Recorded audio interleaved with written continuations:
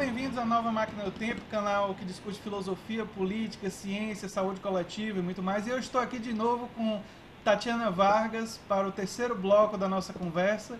E a gente ficou de começar, eu vou apresentar para ela algumas coisas e aí eu quero ver como é que ela reage, né? Só algumas pessoas que estão acompanhando nossa conversa viram alguns probleminhas na conexão. Esse tipo de coisa acontece, internet e tal. Mas a gente está conseguindo fazer a conversa. Bem, a pesquisa de Princeton.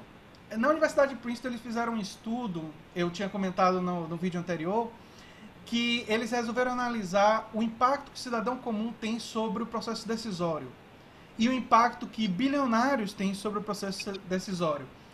E a conclusão que eles chegaram é que os Estados Unidos é uma democracia de forma e uma oligarquia de fato.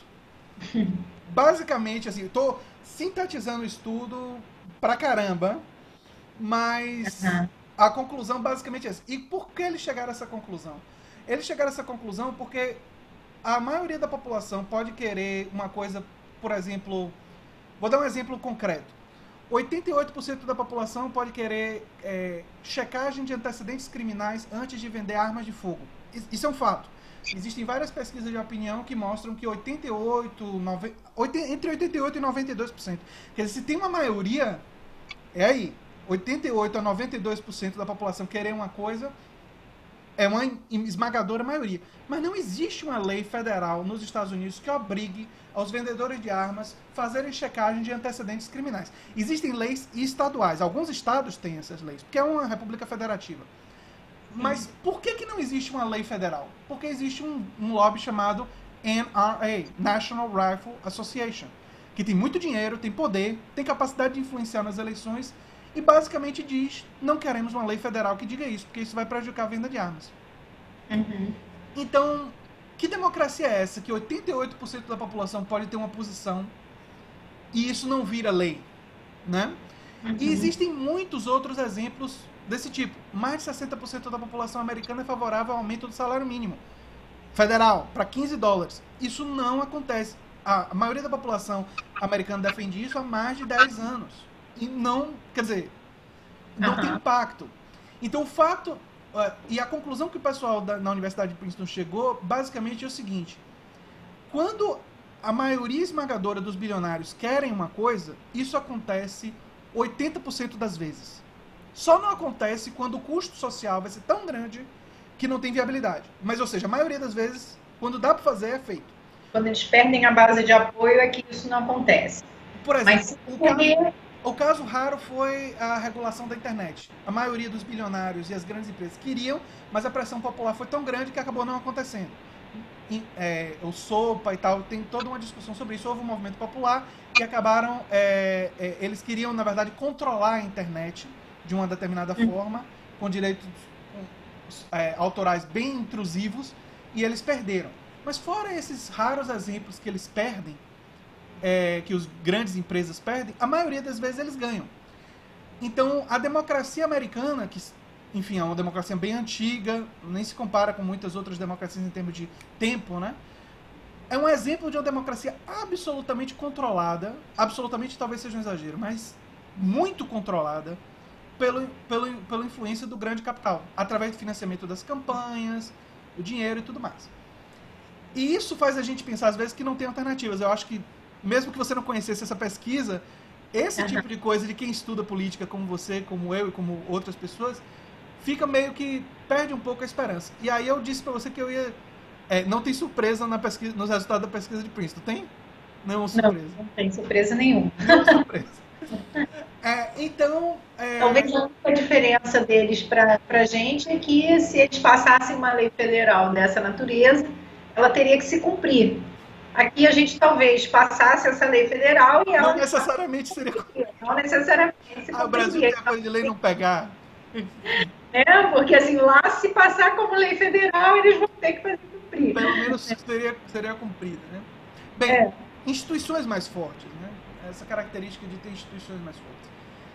Quando isso. eu falei para você que tem alternativas, existem tanto alternativas no campo das ideias como na política. No campo das ideias, tem um economista americano que eu tenho muita simpatia, um cara chamado Richard Wolff, recomendo você conhecer. E ele tem um livro chamado Democracia Cura para o Capitalismo, mas ele não está falando da democracia simplesmente formal ou política.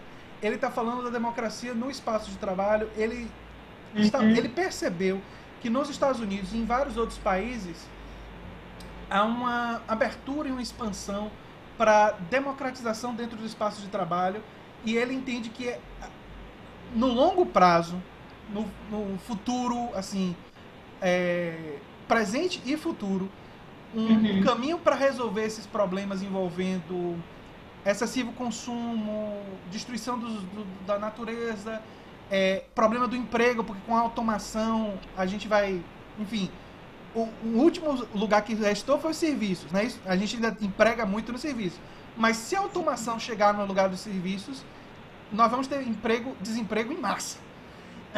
E ele analisa que a expansão do setor cooperativo, ou seja, das empresas cooperativas que participam da disputa capitalista, mas que, em sua essência, são geridas democraticamente e que os trabalhadores são os donos, seria uma solução para isso. E tem uma série de evidências em vários lugares do mundo onde empresas cooperativas, no próprio Estados Unidos, a Steel Nielsen Engineering é um grande sucesso, existem outras empresas, então existe todo esse sucesso nessa área. E você já deve ter ouvido falar num cara chamado Jeremy Corbyn, na Inglaterra, e o John McDougall, que é o principal aliado do Jeremy Corbyn no setor econômico, basicamente defende isso na Inglaterra, e Jeremy Corbyn hoje é a principal liderança do partido trabalhista inglês. Então tem lá na Inglaterra uma figura interessante defendendo isso. Nos Estados Unidos, hoje o político mais popular do país é Bernie Sanders. E Bernie Sanders defendia não apenas isso, como defendia direito à saúde, defendia expansão da atuação do Estado na área da educação. Enfim, usava até a palavra perigosa lá nos Estados Unidos de dizer que era socialista democrático. Usava. Sim. Então, Você confundindo com comunista. Na Espanha temos o Podemos, na Grécia o Syriza. Na Grécia o Syriza, Yanis Varoufakis, que é um economista grego, também defende algo muito semelhante a isso. Existem filósofos e economistas brasileiros também defendendo isso. Então, eu acho que existe no mundo, ainda que não tenha força tão grande, por exemplo, Jeremy Corbyn não está no poder na Inglaterra, Bernie Sanders não está no poder nos Estados Unidos, mas eu vejo forças ascendendo e se fortalecendo. Hoje, Bernie Sanders tem 64% de aprovação nos Estados Unidos, que é a maior aprovação histórica de qualquer político. Então, se ele for candidato em 2020, ele tem grandes chances de derrotar Trump. Claro que a ala corporativa do Partido Democrata vai fazer de tudo para ele não ser o candidato, porque eles estão lutando pela própria sobrevivência dos empregos deles. Mas o que eu diria para você, queria saber sua reação, é que existem forças progressistas espalhadas pelo mundo que, curiosamente, têm muita identidade. Eles defendem uma expansão da democracia, tanto uma democracia mais substantiva dentro da área política, como a democracia no espaço de trabalho, defendem vigorosamente direitos sociais, que eles têm muitas coisas em comum, tem muita identidade, embora não sejam iguais. E eles estão surgindo aí pelo mundo. No Brasil eu ainda vejo esse movimento mais fragilizado, mas no mundo eu vejo uma certa força. Será que isso te dá um pouquinho de esperança? Não, é isso com certeza. Eu acho que é por aí que a gente tem que continuar lutando, com muitas aspas aí, né? Resistindo. Porque qual é o papel, né? Toda vez a gente acha que volta e meia entra numa crisezinha e se pergunta assim, mas qual é o papel de um pesquisador na área de saúde coletiva? O que a gente está fazendo? Ou um historiador, ou um cientista político no Brasil na conjuntura que estamos vivendo? Qual é a saída, né? E eu acho que é isso. Se a gente não aposta que é pelas ideias, pelas discussões, pelos debates, que a gente vai ganhando um corpo de pessoas que sejam capazes de se organizar, né, futuramente, institucionalmente, porque assim, não será isoladamente, não será Tatiana, o André isoladamente, nem o Sanders lá isoladamente. Claro. né? São pessoas, as pessoas fazem a diferença, mas as pessoas não atuam isoladamente. A gente tem que atuar em conexões e construindo ideias, construindo saídas. Então, eu acho que é por aí que a gente tem que fazer. Porque esses movimentos que a gente pode chamar de micropolíticos, eles se tornam movimentos macropolíticos. A história mostra isso. A gente teve movimentos, as revoluções ou qualquer outra mudança que foi mais, né, grandiosa, elas foram feitas a partir de movimentos que surgiram de pequenos grupos, de situações onde a gente se apresenta, né, com outras perspectivas. É muito grande o que a gente está vivendo, né? Assim, o que hoje mais me assusta quando a gente fala do capital é o quanto ele está em esse modo de produção. Ele é um modo de produção que atende individualmente, né? As pessoas se encantam muito nesse modo de produção capitalista, não conseguem se ver fora, né, em outra situação, né? O capitalismo está totalmente embranhado na vida da gente. Antigamente a gente tinha uma perspectiva de que o socialismo ele era uma possibilidade. Quando a gente olha para a história do socialismo, a gente fala que há muito capitalismo no socialismo também. Então a gente tem uma dificuldade grande de ver aonde que foram as saídas possíveis, mas a gente tem que começar a trilhar outros caminhos. O que me assusta mais, voltando ao que me assusta mais, é como que esse capital hoje ele é, né, domador de desejos, ele faz parte do desejo das pessoas, e ele é invisível, porque ele não está só numa empresa, numa forma de produção do trabalho, é na financiarização, é nisso que é totalmente virtual que o capitalismo hoje se impõe. Então, assim, a gente precisa realmente discutir, pensar outras ideias, pensar outras alternativas, reconhecer o que a gente está fazendo com a vida para que a gente possa buscar outros caminhos. Acho que todos esses que você acaba citando, que são personagens da grande política, né, vamos dizer assim, eles estão em instituições de países importantes, fazendo um contraponto de ideias para que isso não se torne a única forma de vida que a gente vai ter na humanidade. Né? E eles estão tocando em anseios que também existem. Né? Por exemplo, o Bernie Sanders se tornou o político mais popular dos Estados Unidos, e eu acho que, em parte, tem a ver com o fato dele ter dito na campanha saúde deve ser um direito. Uhum. Ele tem uma trajetória pessoal que qualifica ele a dizer isso, porque ele lutou por isso por mais de 30 anos. Uhum. Então ou seja, é crível, as pessoas acreditam nele, né? Uhum. Tem aquela coisa da confiança. Uhum. E eu vejo... Agora, existem pessoas intelectuais, você falou intelectuais, o Richard Wolff não tem muito a ver com política, né? Ele é um economista. Sim. E eu penso que uns intelectuais e pessoas cientistas e tal devem fazer um pouco do que a gente está fazendo, quando eu escrevi A Nova Máquina do Tempo, eu estava muito inspirado em Orwell, George Orwell, e gente como H.G. Wells e tal, que acreditavam que a obra de literatura ela pode ter uma função política, né? Sim, sim. Assim como a arte, né? Como toda a arte está aí, o que as pessoas conseguem mostrar, a função. A gente está vivendo agora o carnaval, né? Veja aí os sambas enredos, veja o que está. Eles estão colocando para assim, vem cá, não queremos, não aceitamos alguns, tem limites, tudo isso tem limite, né? Essa é uma forma de discussão também, não é só a ciência que vai produzir uma outra alternativa, e também não será só a política, é a vida, é como as pessoas vão se posicionar frente ao que está se apresentando, que também vai criar outro debate político, né? Agora, eu queria comentar essa coisa do direito à saúde, né? Que é uma coisa que é também um tensionamento que eu acho que é importante. Ampliar o direito à saúde pode ser também um grande incentivador do capital. O que eu quero dizer com isso? Né? A depender de como que isso seja feito, isso pode significar mais fiscalização da vida, mais produção de medicamentos, de produção de serviços, pessoas de caminho. Então, assim, tem que ter uma mediação do que se quer produzir de vida, de saúde, porque senão o direito à saúde como bandeira vai ser ampliação do capital da saúde. Se for voltado apenas para consumo de serviços de saúde, não resolve o problema.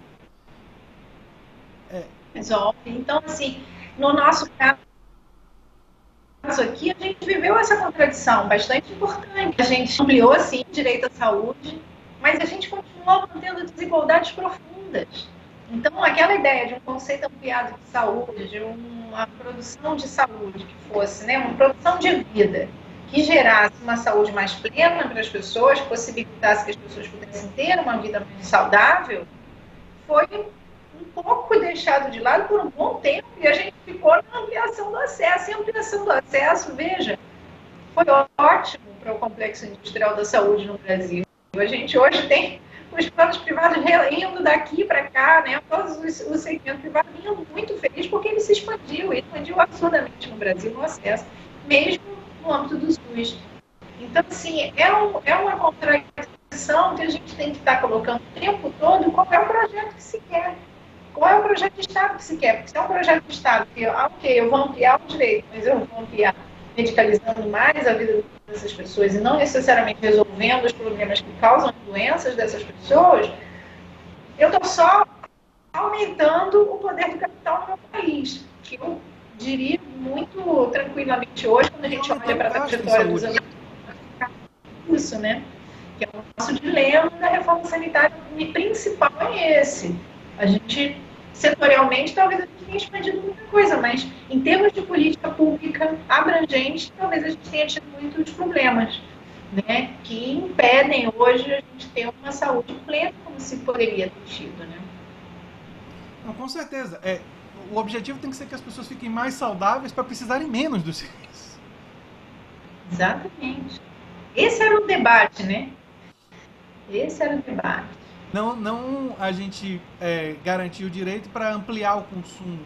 Ampliação do consumo significa mais gasto e uma sociedade mais medicalizada gera outros problemas de saúde que vão ser cobrados mais à frente. E, enfim, essa é uma discussão interessante porque eu vi uma vez a coisa do gasto à saúde. Nos Estados Unidos, o gasto à saúde é altíssimo. É uma representação do PIB muito grande.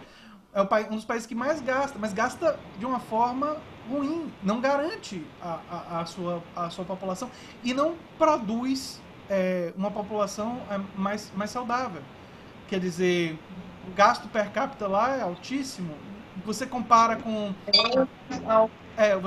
o gasto per capita de um país que garante totalmente a saúde, como os nórdicos ou até como a França.